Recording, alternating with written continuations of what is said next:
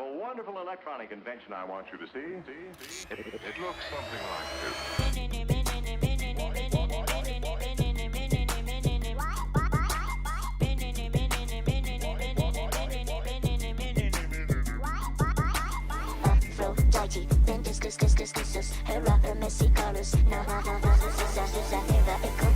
I love it when you.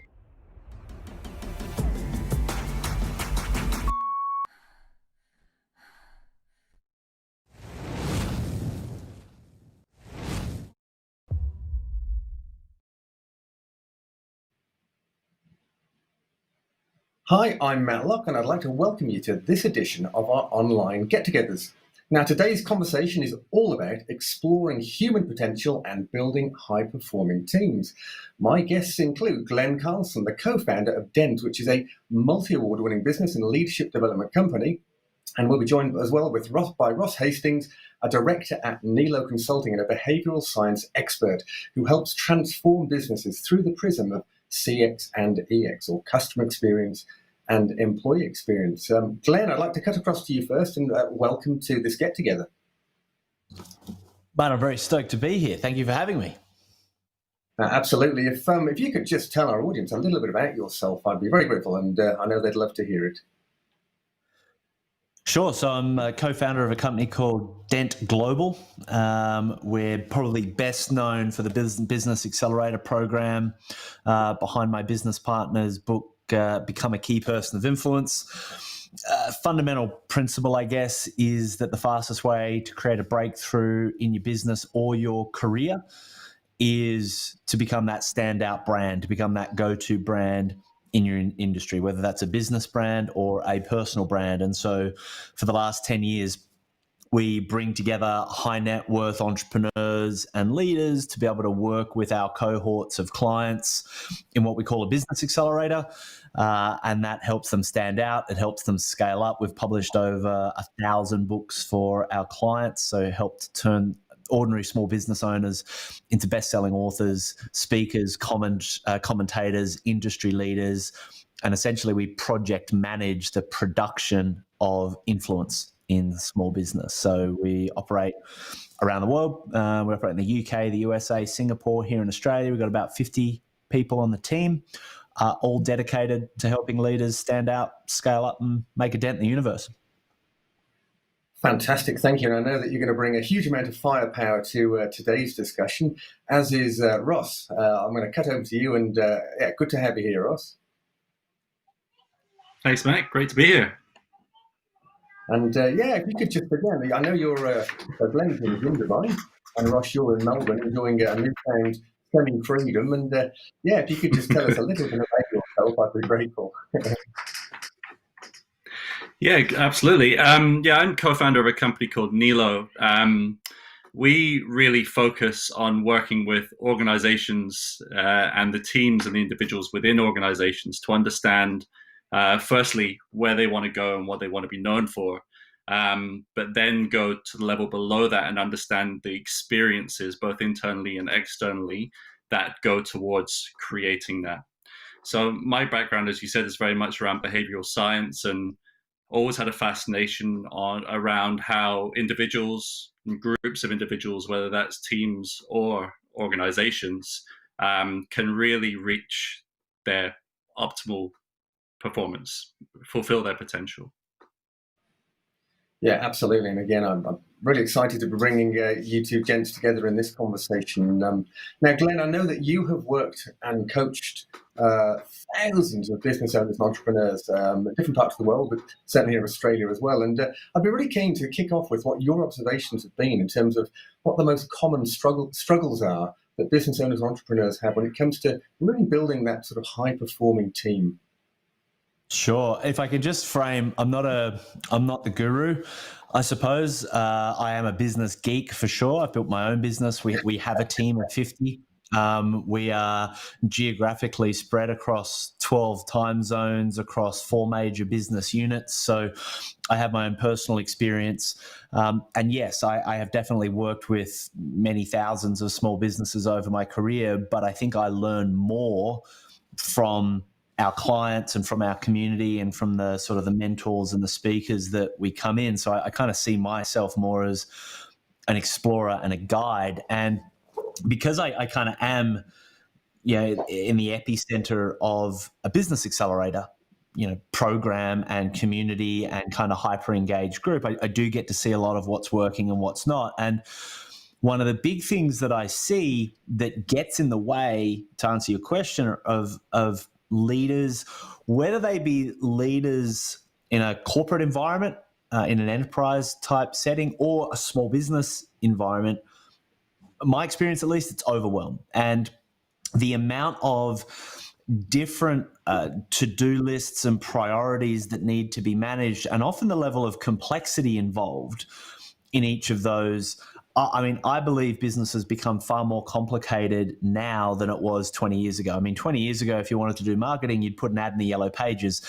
Now you kind of need a degree in machine learning and artificial intelligence to be able to navigate the algorithms of Facebook and YouTube and platforms of this nature.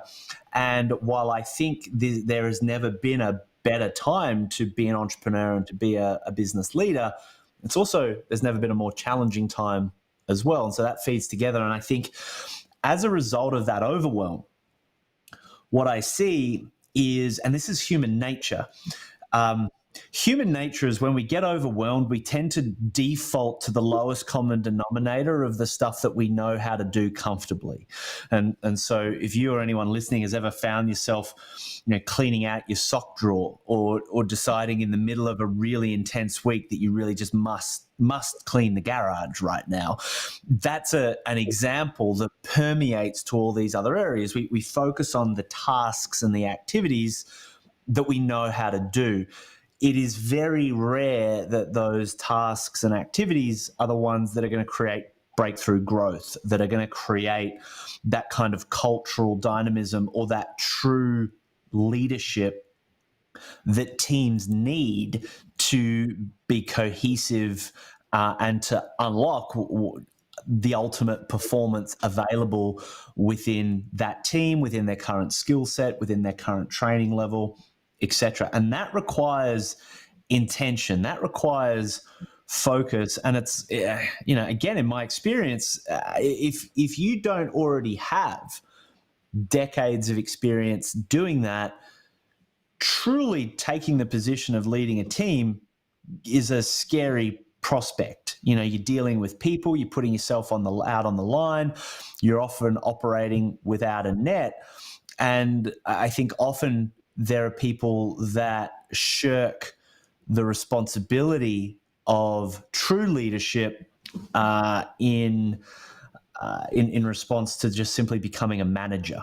And I think that's where it all starts to cascade down. But I think the first thing is to recognize overwhelm and to recognize that within that there are still priorities, high value, low value, and to make sure we're not defaulting to the lowest common denominator. Yeah, thank you. Yeah, it's an interesting observation. Actually, before we sort of dive into the sort of the next question, if you will, Ross, I'd be really keen from your perspective as a behavioural science expert, what your thoughts are around that. The answer being overwhelm is one of the sort of predominant realities for people in business, let's say, in a leadership position in particular. Yeah, I think it's really interesting. I'm just reflecting on that word overwhelm, or being overwhelmed, and it really resonates with a lot of work we do.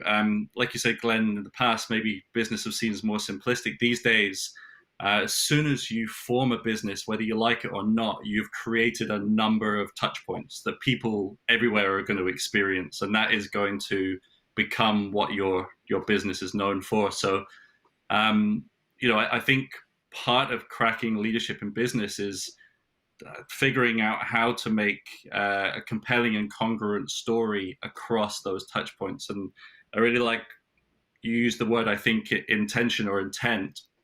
And we would kind of talk about that in the context of kind of purpose, vision, mission, and things like that. How can we rally an organization around these things, give a common direction, but also then be across the way that that comes to life across the whole system, and also be aware that these things don't operate in silos. Everything in an organization, in a team, is part of a system. A person is a system that's part of a system that's the team, that's part of the system that's an organization, it's part of a broader system in terms of the industry and the world that it operates within. So that becomes massively complex, and you can really see where that overwhelmed nature comes from.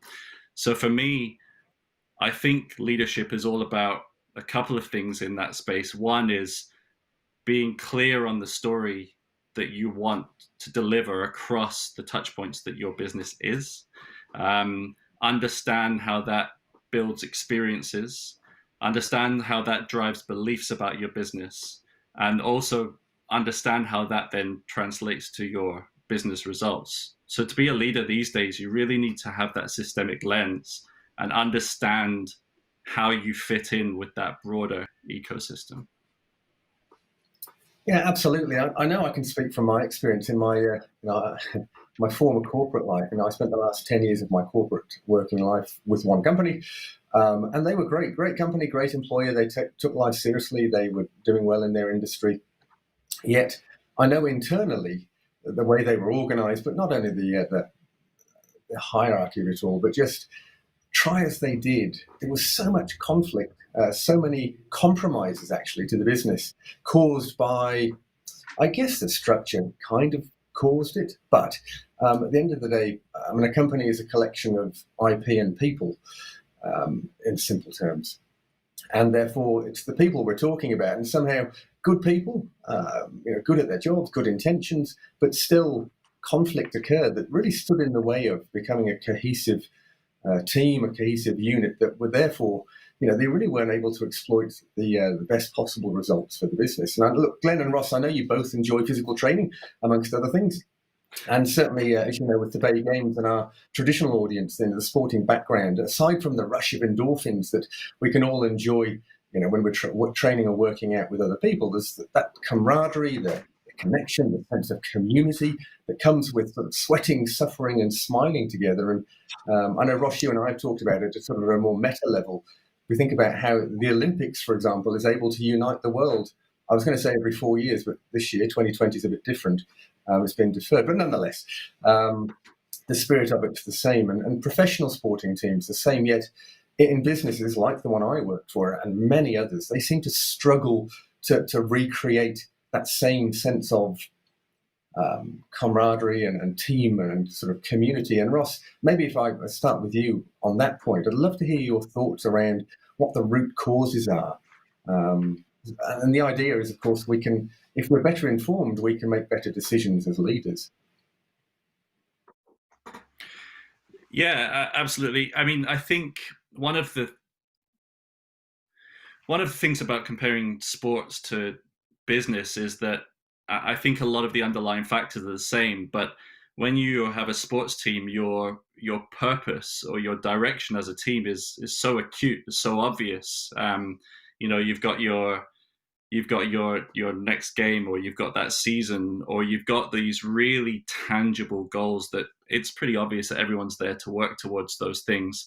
On top of that, you generally have pretty clearly defined roles to fulfill within that, so you don't get that complexity of lack of clarity. You take that same concept into business, and the same rules apply. If we can have that really tangible, compelling, common direction, if we can be really clear on how we contribute towards that and our role within that and the interrelatedness of the roles, I think that still is the key to a very successful business. But as Glenn said, these days, as businesses grow, that dynamic becomes massively complex, and it takes not just a simplistic concept of leadership to bring that to life. You really need strong leadership throughout the organization, from a organizational level to a team level, and also to an individual level. I think cracking that code really requires instilling a sense of leadership in every single person within a business in order to take that concept that we see in sport and transfer it to business. I mean, the reality is any high-performing sports teams are made up of a team of really strong leaders. Each person in that team takes accountability for their role. They attribute successes and failures to the part they're playing, and therefore can learn and grow and evolve as a result of what they learn from those successes and failures. There's very few high-performing teams in the sports world that would have anyone in them that is in that space blaming others or blaming external factors for either success or failures. Yet when we go to business, we tend to see a lot of that sort of behavior and that lack of self-leadership, I think. And there's this phrase, I'd love to, get Glenn's thoughts on this. And there's a saying that I heard a long time ago: the meaning of your communication is the response that you get. And I've always thought that really resonates from a leadership perspective. At first, it kind of hit home for me as a way that an individual can take leadership in whatever position they're in and just take accountability for whatever response you're getting from the people around you. That is the meaning of what you're saying and what you're doing and what your actions are. But I think latterly I've realized that I've also seen utility for that saying and that kind of philosophy within teams as well. The meaning of a team is the response it gets from the other teams and the organization and the people around it. And similarly, an organization can say that the response they get from a market or the response they get from others around them, from their customer, whatever it might be, that gives meaning to their communication and their being. And I think that's it encapsulates the accountability that it takes to be a leader at whatever level you're at. Yeah, absolutely. Glenn, you were invited to say your thoughts around that. So just if I could, Ross, one more time, just that saying that you shared, which is awesome, just to make sure that we nail it. What was that again? It's the meaning of your communication is the response that you get. But I would, grow that to say the meaning of your communication, including actions, is the response that you get from them. Yeah, absolutely. Glenn, I'd love to hear what's bouncing through your head at the moment. So one of my early mentors introduced me to a phrase that is almost the central premise of, I think, my life and my business, and it's more of a consolidation of that same theme, which is the only truth is the result.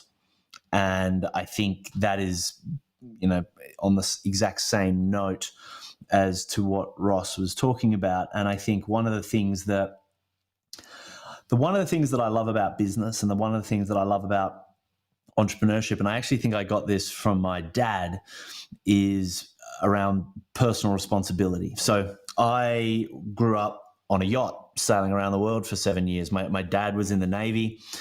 He was a shipwright, so he built boats for the Navy. My mum was a hairdresser, so I never had an entrepreneurial family or background. And my dad went to my mum's mum, my nana, and said, something's missing in my life. And she kind of looked at him and he said, no, it's not Gloria, who's my mum. Family's good, work's good, but I can't help feel like something's missing. He was mid-30s at the time. And my nana, wise old thing that she is, she's passed now, but she said, Ron, who's my dad, if you're at the end of your life, on your deathbed, looking back and you only had one major regret, what would it be? And quick as a flash, so the story goes, I wasn't there. Quick as a flash, he said, I would regret not having sailed around the world with my family. And she just looked at him and said, well, what would you do if you weren't afraid? And for my dad, leader, Navy, what have you, that was the Matador's kind of red flag to the bull. And he started making plans. Within 2 years, he'd retired from the Navy. He'd built our yacht, which is a 40-foot sloop. And I was 6 where we set sail, and I was 14 when we got back. So call it 7 years circumnavigating the planet. And that taught me a lot. It taught me a lot about the world. It taught me a lot about its people. It taught me about freedom. It taught me about adventure. But I think what it taught me most is the ultimate quality of a leader is to truly recognize that the only truth is the result. A real captain of his ship, and of course, metaphorically, that ship can extend to your sports team, it can extend to your division, it can extend to your small business, it can extend to the entire enterprise. The captain is always 100% responsible, no matter what. Right? If a storm comes and the ship isn't set to be able to handle that storm, it's the skipper's fault. If the skipper isn't able to communicate effectively to the team, to the crew, to be able to tack in time to avoid a squall or a shift in winds, it's the captain's fault, right? The captain needs to always take personal responsibility for those actions, for those behaviors, and for those results. And I think that is the mantle of leadership. I think that is the responsibility of leadership. And again, because of overwhelm and because it's kind of obvious when you're on a yacht who the captain is and that's a role and that role is sort of clearly defined. But I think in business, in certainly in a corporate environment, that role can become obfuscated, especially when, there's this whole idea of team empowerment. Often leaders new to themselves in the service of wanting to empower their team, and they make a misstep in terms of not leading when they need to lead, not allowing their team to lead when they need to lead. And it starts to get a little bit confusing without a framework. I was interviewing Jamie Wheel, one of the co-authors of Stealing Fire, for my podcast. And one of the things that he was talking about when they were researching and doing work with the Navy SEALs in America is that the Navy SEALs define the leader of that team as the person who knows what to do next. And they train in such a way where there's a very flat structure, but they are able to operate with a lot of decisiveness. So in that moment, each in their specialty, the person who knows what to do has the ability to take control and charge of the entire team. But of course, those dynamics need to be fostered. And in talking about high value activity, in talking about leadership, in talking about becoming a key person of influence in your space, it's about recognizing that fostering that environment, that high performance environment, if you like, for your team to operate in, is the most high value action that any leader could take or to focus on. And to step out of that role, to crank the winches on the sails, so to speak, and thinking that that's more important than actually stepping back and being the skipper, is I think where things start to get squirrely. Yeah, sure. I love the story. What a great upbringing. How exciting! But well, I guess one thing that I was thinking at the time, and Ross, I'd love to hear your thoughts around this. Obviously, your dad responsibility. He was able to make those changes that he made, and I know that from my experience, and both with the companies I've worked for and with, often, other than maybe those sitting at board level in larger companies, often there's what's missing is the sense of empowerment, even at the leadership level. So, even if those individuals kind of understand what they would like to do or how they'd like to do it, if they're not in a position to do so, that's really demotivating and creates the opposite of what we look for in terms of a high performance environment. And Ross, I'd love to hear your thoughts around the psychology of that. What's actually happening? If we did step away from the white noise of what we might hear come out of people's mouths and really dig into what's actually happening in an environment such as that, it'd be great. Just so I think, touching on what you mentioned there around empowerment is an interesting thing. And you mentioned empowerment and demotivation. So I think if we get into the idea of motivation, generally speaking, we need to give people some form of autonomy. We need to give them some sort of choice and the way to forge their own path. But alongside that, as Glenn said earlier, we're often going to be motivated to do the things that we feel like we have the tools, the resources, and the support to do. So we're competent enough to be able to achieve what we want to achieve. And if we think about things like motivation theory and flow and things like that, they all have this central tenet around a task being not too easy and not too hard, somewhere in that sweet spot in the middle. But we also have to feel that what we're doing or what we're being asked to do is somewhat, meaningful to us. So it's, we're feeling related to the people around us that we're doing the task with. We feel related to the purpose of the task. We feel that it's somehow aligned with our, what we think is important to us. So back to what you were saying, Matt, about empowerment, I think it's really important that all the way through an organization that leaders, yes, they're empowered, but they're empowered with autonomy. They're empowered to make choices and to make decisions, but it's really important that they also have all the resource and tools necessary to make those decisions, so that you're not just saying, hey, forge your own path, you're empowered, you've got autonomy, but leaving people with this kind of stifling indecision and not knowing where to go. So we need to empower them through giving them choice, but giving them the ability to make decisions with that choice. We have to make sure that they have the tools and resources to go ahead and follow through, and we have to make sure that they're able to make the choice that feels meaningful and true to them. And again, back to this overwhelm factor. If you were to say to someone at the top of a large organization, do that, you have to do that to each of your leaders, that can be an overwhelming thing. Again, we're talking about complex systems here. So really what that boils down to a lot of time is to really turn up the noise across the organization. Find ways, there's no single answer to this, but find ways to listen to your people, to hear your people, to give them a voice. And only then can you start to even begin to put those three concepts in place. Otherwise, you're just fighting a losing battle. So, we talk a lot about this idea of the noise concept. Many organizations just look to turn down the noise because it's messy. As soon as you open up the channels of communication across an organization, it gets very messy. Of course it does. It's difficult. But I think true greatness in an organization comes out the other side of that. Once you've turned up the volume, you've listened, and this relates to employees and customers. You have to listen to people's voices. You have to listen to their opinions. You have to get to know them better. And only then can the simplicity come out of the other side of that noise, and you can start to achieve some of these things that you're talking about, Matt, around kind of empowerment and motivation. Absolutely.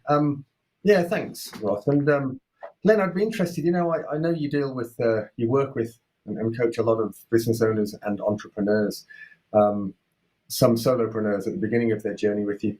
And when I hear the words empowerment and providing autonomy to their team members, I think that can be very hard for some people, especially when they're in a leadership position and they perceive that some people perceive, therefore, they have to have all of the answers, and that in fact maybe no one can do it quite as well as they can. How would you go about helping to address those beliefs so that a team can flourish around that leader?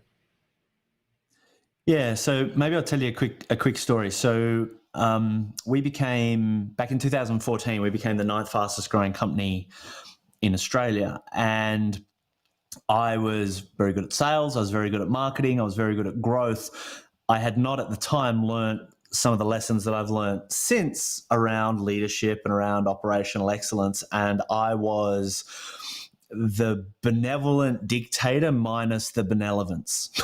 I'd kind of become tyrannical because we were growing so fast. There was so many moving parts.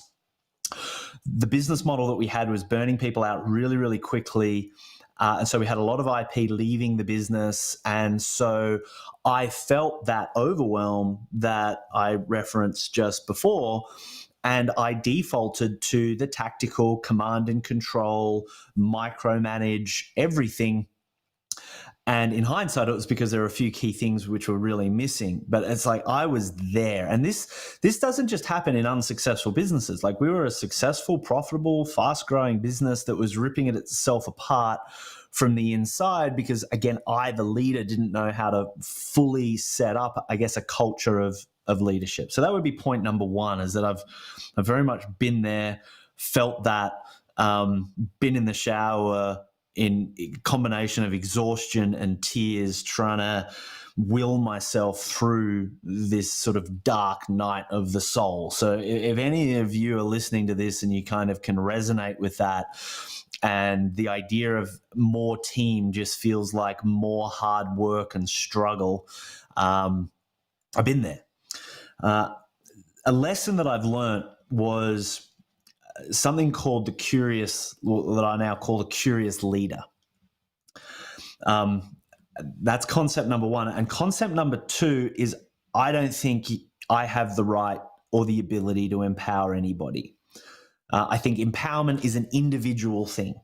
And I think it's quite arrogant, and one of these foibles of kind of management-y stuff to think you can empower your people. No. Empowerment is something that emanates from the individual, and that is something that the individual needs to decide that they're going to take personal responsibility. And that's what we are about. Like the entire Key Person of Influence book, the methodology, our program, we're often working with people that are willing to kick the door off the hinges, are committed to making stuff happen. They're in a corporate environment that isn't open to that, and so they leave, right? So they have that autonomy to make decisions, right? So there's always a choice, and often the choice is to leave, in the same way that a great sports person, if their team isn't providing them the environment they need or giving them the opportunities that they need, well, they move to another sports team. It happens all the time, and of course it's mirrored in business. What I think is required is, we talk about three things. We talk about a leader, a key person of influence needs three things. Their full-time job is built around communicating the vision, where they're going, where their company is going, their values, right?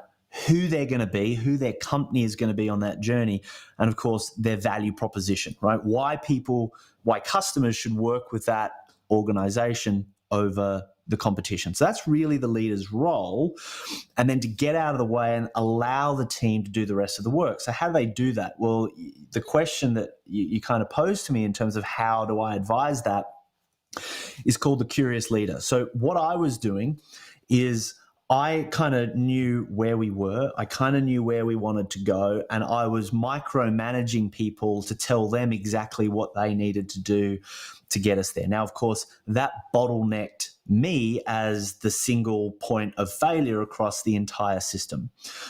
What a good friend of mine, very successful business owner, taught me was that it was my job as the leader to know more about where we are now than anyone else in the organization. And that meant from the P&L to the balance sheet, to the culture, to the competitive advantage, to the SWOT analysis, that where we are now, I can articulate that better than anybody. That's my job. Then as a leader on the other side, I need to know better than anybody where we're going, right? 1 year, 3 years, 10 years. And I need to be able to articulate that in terms of quantifiable, the P&L and the balance sheet. I need to quantify that in terms of what the culture is going to look like.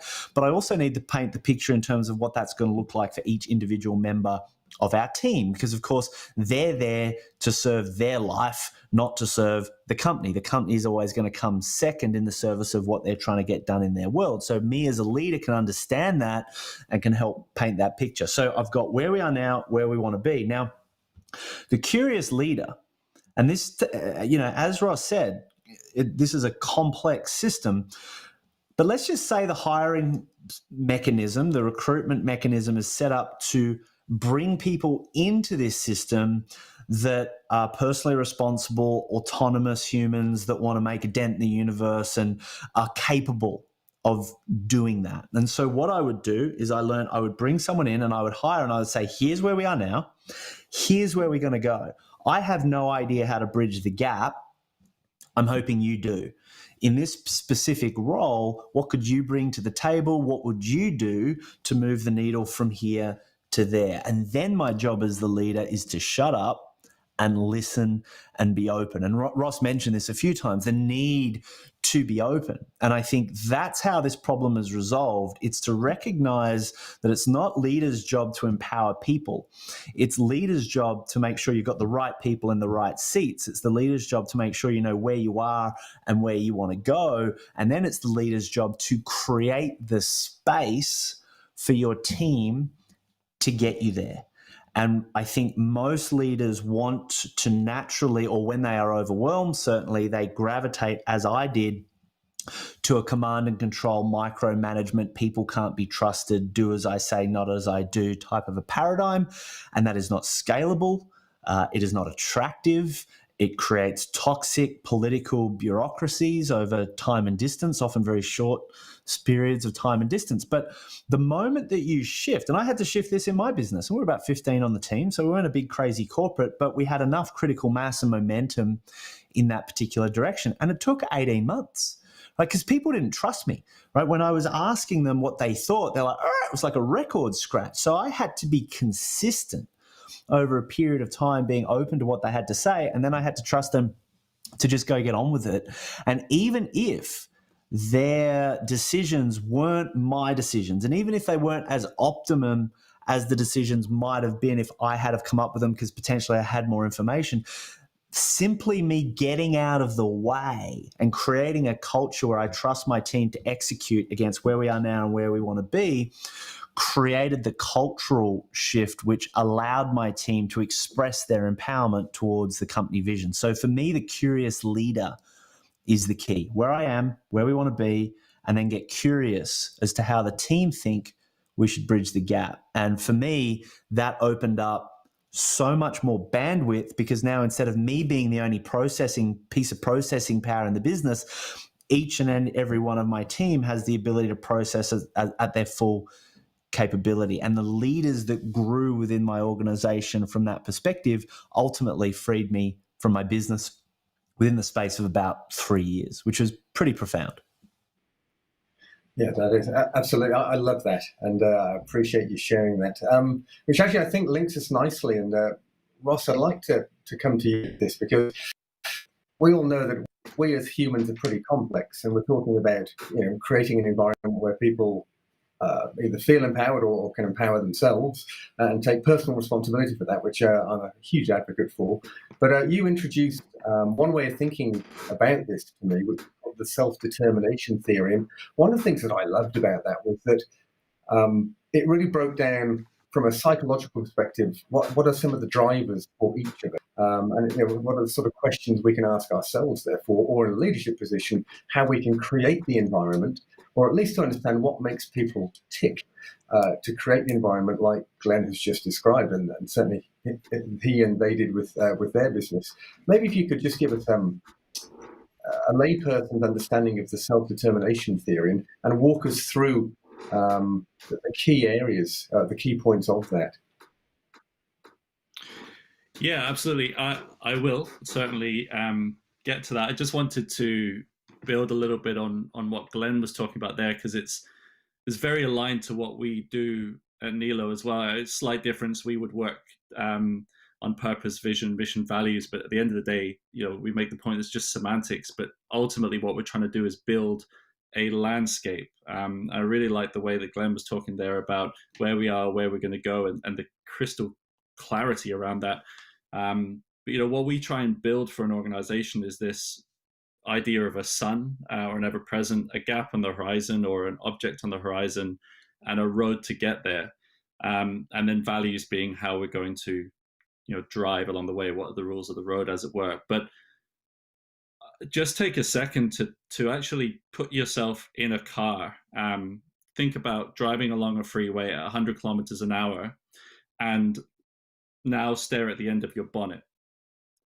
And as you can imagine, things are going to be coming at you at a rapid speed. All you can possibly do is react and swerve and respond without any thought to what's going on beside you or behind you, and what the impact of your actions are going to be. And that is the day-to-day existence for a number of people in a number of organizations. They literally turn up, do what's in front of them all day long, every day, every week, every year.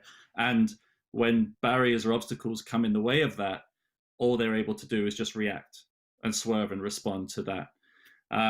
So I think, just to I guess reiterate what Glenn was saying, leadership in that respect is about painting the bigger picture, giving a bigger picture to help people lift their head from their bonnet, know where they're going.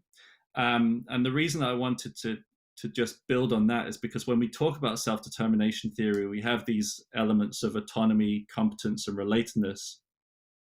That bigger picture, that clarity of where we're going is key to that as well in an organizational setting, because self-determination theory as a model of motivation requires us to instill autonomy in people, but we want to also avoid the tyranny of choice or the tyranny of freedom. So give people autonomy, like Glenn said, but we have to have painted that bigger picture for that autonomy to actually be motivational and not stifling. You can't say, here's where we are, now go and make some choices about how to move forward without having the where we're going, right? You then have this idea of competence as part of self-determination theory. And that was what I was talking about earlier. Tasks need to be seen as not too hard, yet not too easy. But in an organizational setting, they also have to be relevant. So the competence has to be relevant to the task at hand. So again, knowing what that bigger picture is and where we're going,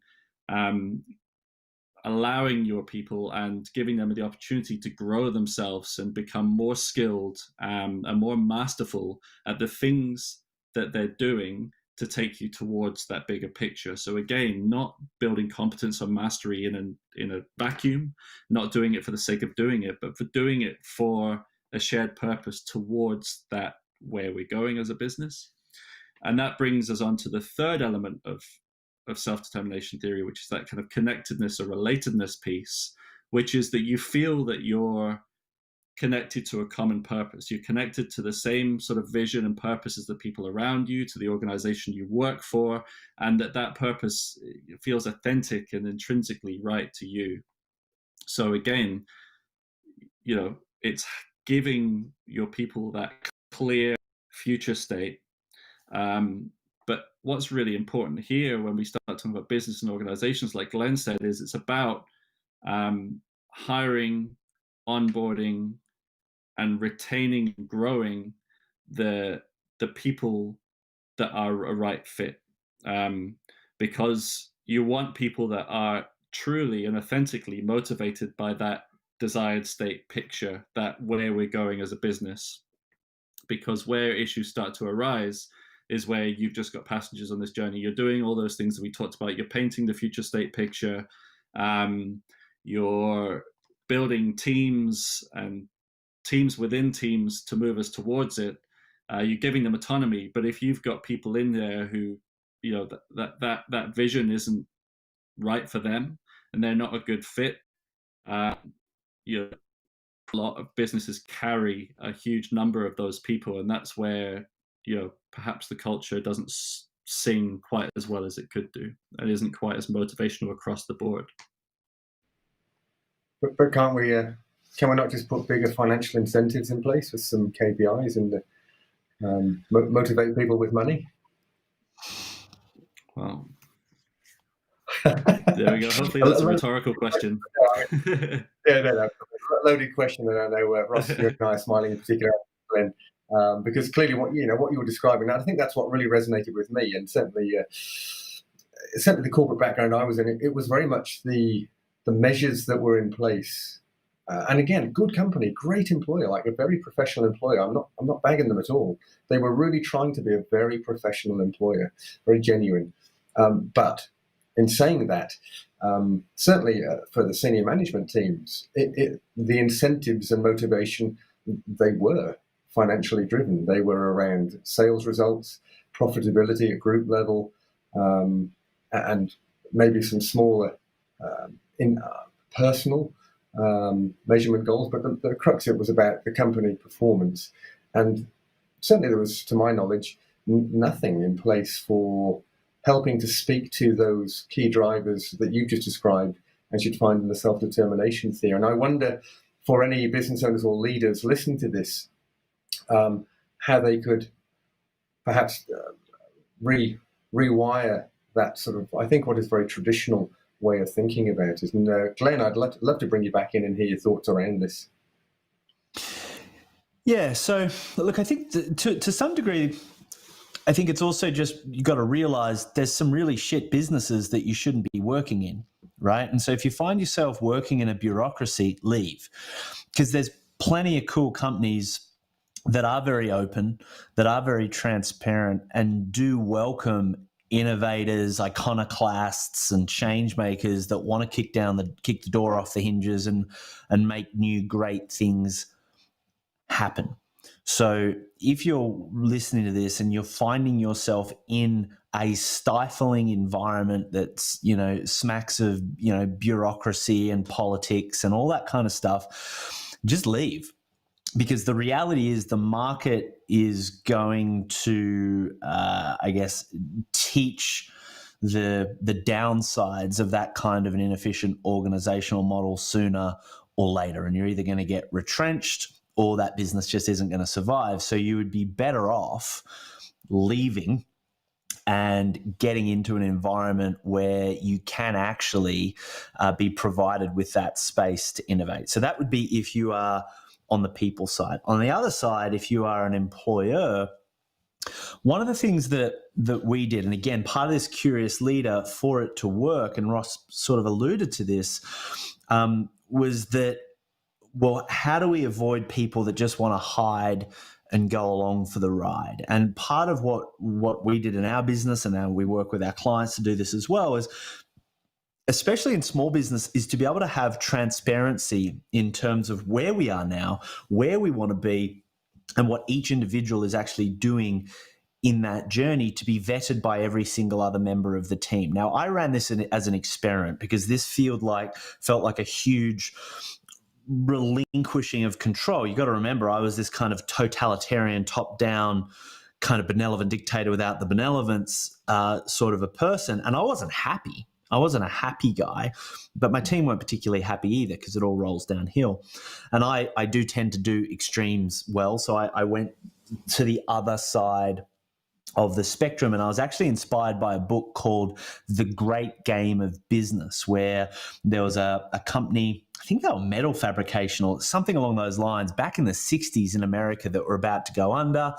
And instead of going bankrupt, they got rid of, or all of the executive leadership team left, and all of the employees decided to do a buy-up of the business. And essentially all of the employees owned the business, but they realized they didn't have any of the management skills to run the business. And so they opened up the P&L, the balance sheet, all the problems to the entire workers, from like the metal workers on the ground all the way up. And everyone could have their say and everyone could chip in. And in the early stage, the goal was, let's not lose our jobs. So we got to make this business profitable again. How do we do that? And then that story goes. And so I took that kind of idea into my own business. I communicated where we were, where we want to be. And then I kind of just led it to my team. And I said, what should our goals for the year be? Right. And here's what's interesting, right? Because you kind of mentioned that these organizations have these goals and they're financially driven, et cetera, but it's so often top down. Right. And I don't know, in my experience, at least, top down doesn't work. There needs to be a North Star, or as Ross said, that sun on the horizon that we're going to, but then get out of the way and let the people on the front lines make the tactical decisions. And so I said, what should it be?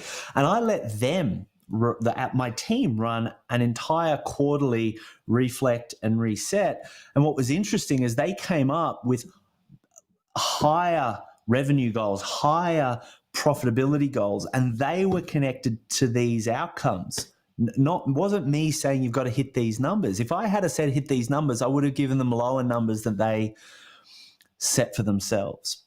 And then what happens is every individual then looks at, okay, what do we want to hit as a company? Every individual in the team then needs to go, based on my expertise, based not on my role description, but based on my expertise, my skills, my talents, my expertise, my passion, what am I going to commit to in the next 90 days to achieve that goal. And they break it down into clear objectives and clear results. Another great book by John Doerr, Objectives and Key Results. It's a way of transparently identifying what every single person in the team is doing in alignment to that North Star, that sun on the horizon. And then what they have to do is they have to justify that to every other member of the team. Now, keep in mind, I'm not in this room. They're doing all this without me. I set up the game, and then I let them kind of go, hey, this is your ship now. This is where we got to go, big picture. How do you want to get there?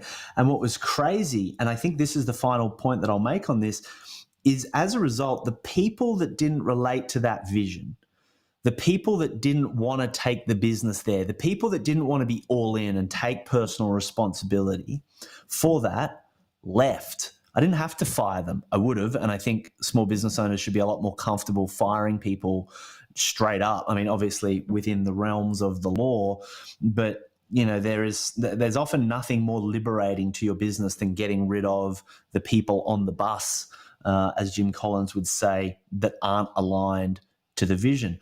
But what I found is that by creating this kind of transparency and allowing this autonomy to the outcome, is those people just left. And then when new people came and saw how we run the business, very quickly the business reorganized to be a tribe of high performers that are autonomous, self-initiated.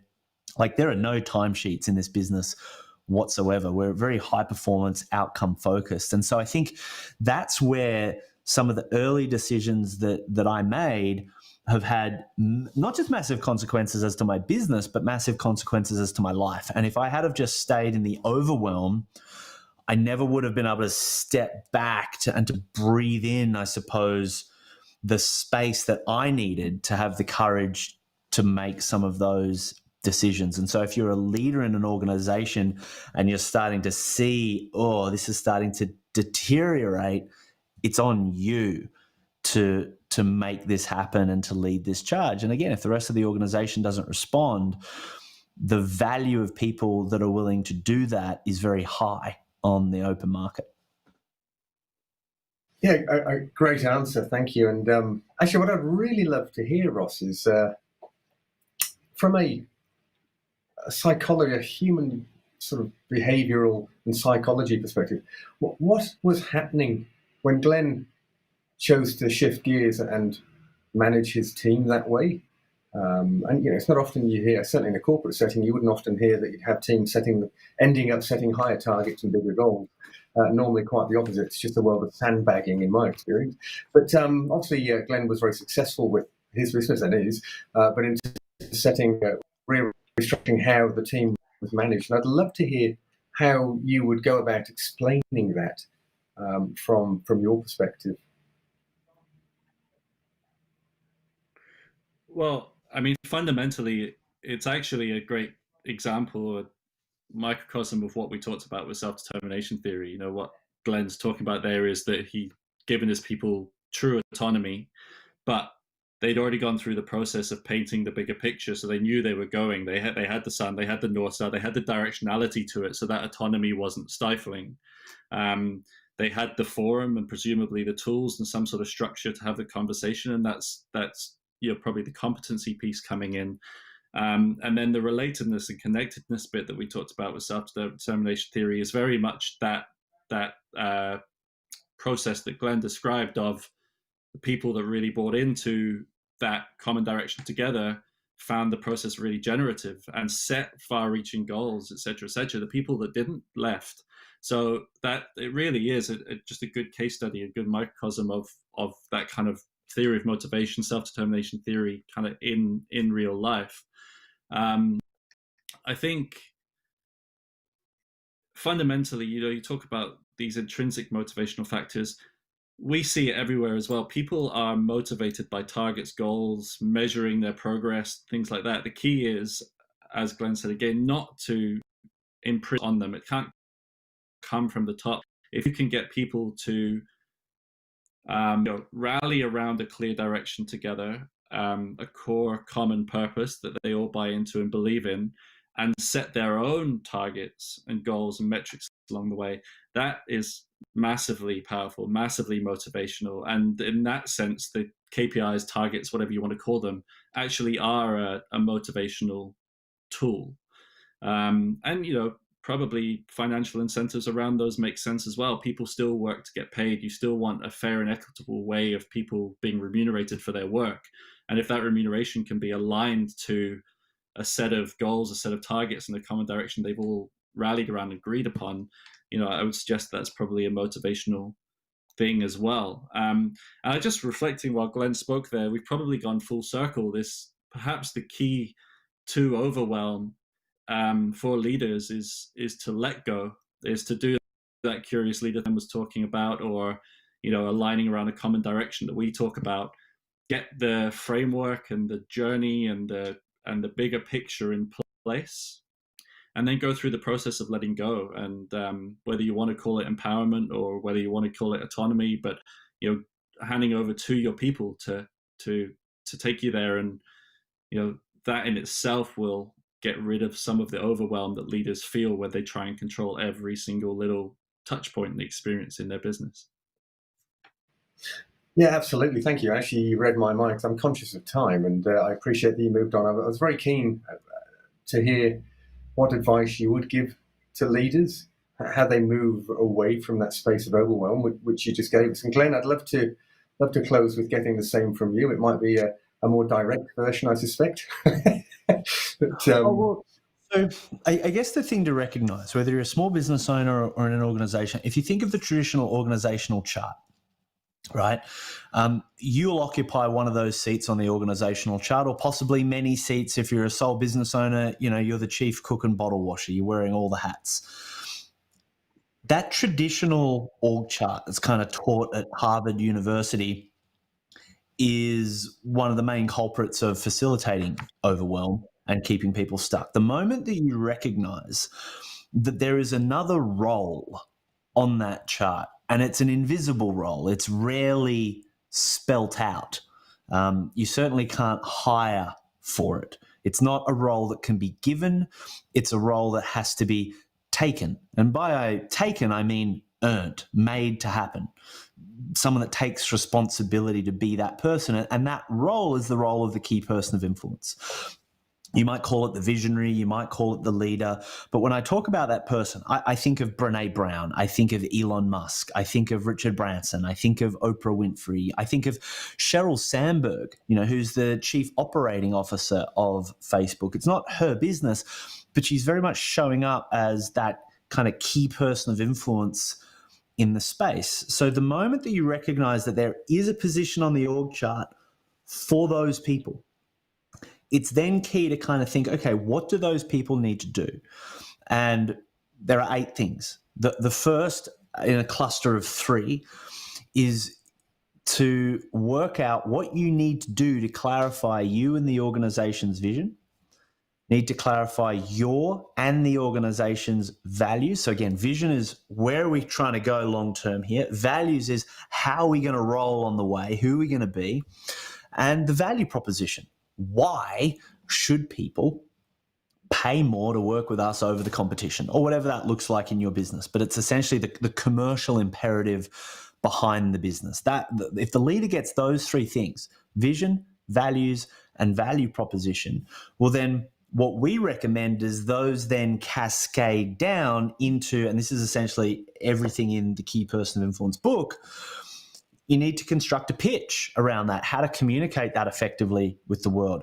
We recommend that leaders publish thought leadership content. Doesn't matter if you're in the 10th level, buried in the middle of a cubicle inside an organization, you have access to the tools and platforms to communicate a global message. And if you're working inside an organization that would restrict you from that, leave, because your ability to communicate your insights, your vision, your values, and your value proposition to the world is one of the most awesome opportunities that we have in the times that we're in. And if you've found yourself in a context that's handbraking you from that, it's literally kryptonite to your ability to make a dent in the universe. You got to have a great pitch. You got to publish content. But you've got to also think differently about productizing. Most small business owners and employees think of themselves as cogs in a wheel, and they're just contributing their time to the problem. And what we like to get our clients to look at, what are some of the products that you can develop?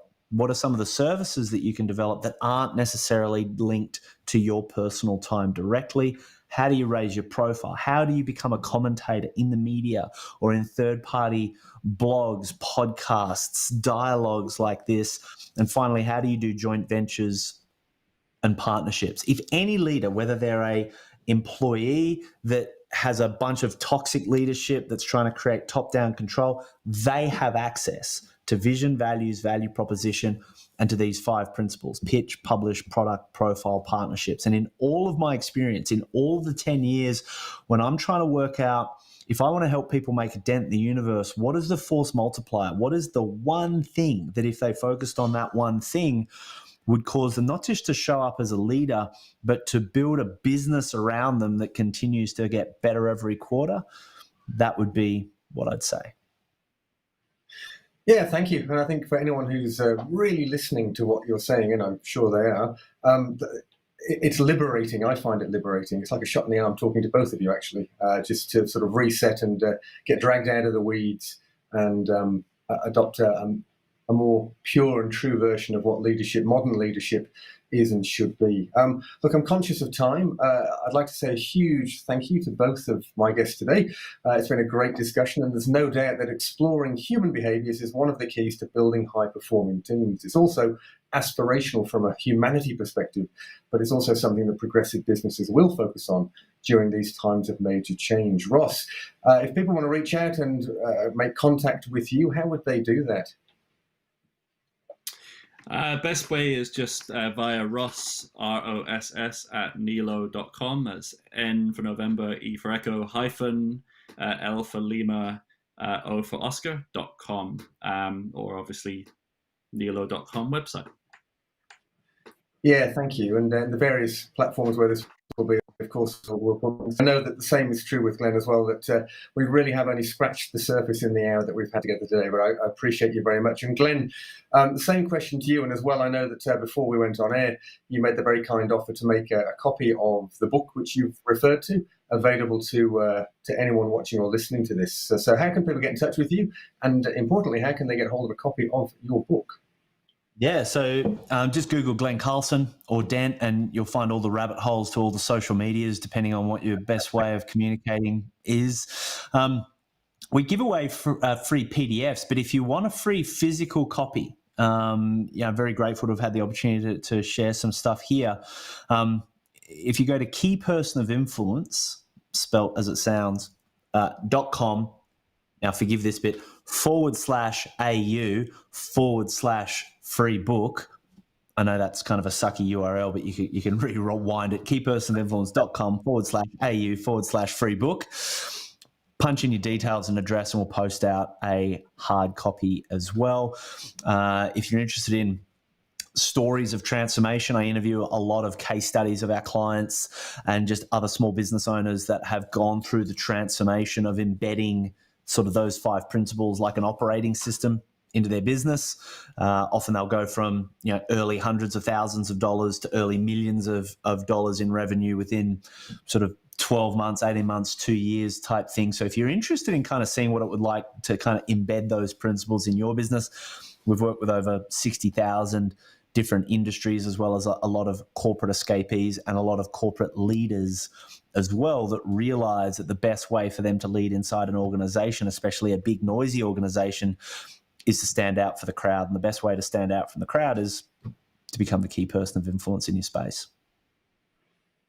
Yeah, thank you very much, Glenn. That's as well for making the book available. Very generous. So thank you to you both again. And for anyone watching, thank you for tuning in. If you'd like to continue this discussion, then you can reach out to us via our website at thebaygames.com.au, and of course through our social channels at The Bay Games. With that said, thanks again to you all. And remember, whatever you're doing in the world or wherever you're doing it, lead by example.